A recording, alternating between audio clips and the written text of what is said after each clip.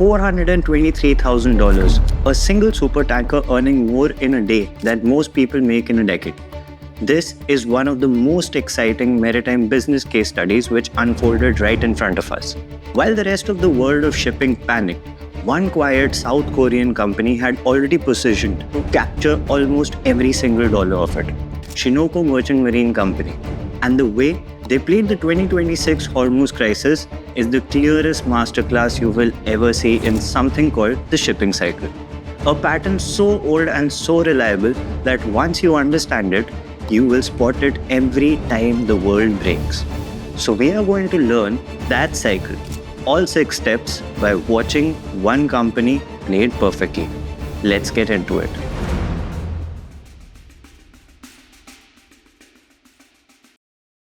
First, the one rule everything rests on. In shipping, you are not paid for the cargo. You are paid for being able to move it when no one else can. So the price of a ship comes down to a single question. How suddenly scarce have ships become? Hold that, because Sinokor built their entire fortune on it. The shipping cycle has 6 steps. Watch how Sinokor stays one step ahead of every single one. Step 1. The break. Something stops ships from moving. In late February 2026, the US-Iran conflict exploded. Iran mined the Strait of Hormuz and the insurers pulled their war cover. The strait froze and the world's usable tanker fleet shrank overnight. But Sinokor did not react to this. They had already moved. Weeks earlier, in late January, while everyone else was sailing tankers out of the Gulf, they quietly sent 6 empty supertankers in. Ships like Singapore Loyalty crossed the strait and just parked, idled, near the bay. No cargo, no charter, only waiting. They had read step 1 before it happened and made sure the ships were trapped on the right side of the door. Step 2. The spike. Fewer ships, the same desperate demand for oil. Remember that rule. Scarcity equals price.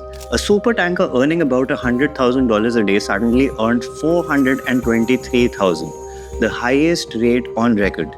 And Sinokor's 6 ships were already inside, sitting in the perfect place at the perfect moment, ready to capture exactly the spike. While the rest of the world was scrambling just to find a vessel, they had 6 waiting inside the Gulf. Step 3. The freeze. Here is the strangest part most people miss. The same danger that spikes rates makes ships too risky to insure.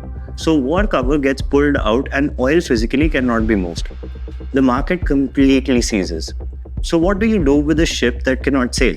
Sinokor had an answer. As Gulf storage tanks filled to the brim with crude no one could export, Sinokor turned its trapped idle tankers into floating warehouses, renting them to hold stranded oil at up to $500,000 a day. The same ships that were stuck were now printing money just by sitting still. Step 4. The asset boom. When ships earn this much, the ships themselves become the price. Across the market, a 5-year-old used tanker started selling for more than a brand new one. A used car worth more than the showroom model. Why? A new ship takes 3 years to build, and a 2029 delivery is useless to someone moving the oil today. And Sinokor was ahead here too. They had launched a massive buying spree, reportedly backed by the world's largest container line, MSC, snapping up second-hand tankers before their prices even inverted. By late February, Sinokor controlled around 150 supertankers. By some accounts, close to 40% of the world's available unsanctioned fleet. They did not ride the asset boom, they cornered it. Step 5. The frenzy. Flush with cash, the rest of the industry did what it always does in a boom. It ordered new ships. Tanker orders jumped by 40% in a single quarter, a record. And this is the trap. Every one of those ships arrives about 3 years later into whatever market exists at that point in time. Sinokor knew that. So, they did the opposite of the herd. They did not chase new builds that deliver into the future. They bought what could sail immediately. The crowd was buying the bust. They were buying the boom. Step 6. The Comedown. This is the part everyone forgets. Every trapped ship eventually sails. Routes reopen and all those new builds eventually arrive. Too many ships, too few cargo, and rates crash. The boom, the build, the glut, the bust. But watch Sinokor's final move. They had already stationed ships on both sides of the strait, ready to pounce the instant it cracked open. So when a ceasefire reopened Hormuz in June and the big lines hesitated, terrified of the leftover mines, Sinokor charged straight in. They owned about 25 of the only 65 empty supertankers on Earth, able to rush back, and because it took the risk first while ships were still desperately scarce, they named their price. One India-bound supertanker was booked at 897% of the normal rate, nearly 9 times of the going rate for a single voyage. They captured the very top. And when the glut finally comes, and it always does, the ones who drown will be the latecomers who bought in at the peak. Now, one honest note before the lesson. The cycle does not share its costs the way it shares its windfalls. While Sinokors were naming their price, around 20,000 seafarers were trapped in the same gulf. At least 10 of them lost their lives. Unfortunately, it's not a flaw in the system, it is the system. So here is the actual takeaway. Sinokor did not get lucky, and they were not really betting on a war. They were betting on the cycle. Every single step of it. The break, the spike, the freeze, the acid boom, and the frenzy. The Comedown is yet to come. They positioned each phase before it arrived. And this cycle is not new. It has run after every major shipping shock for a century. From the Suez closure in 1956 to the 1973 oil embargo to 2021 container crunch.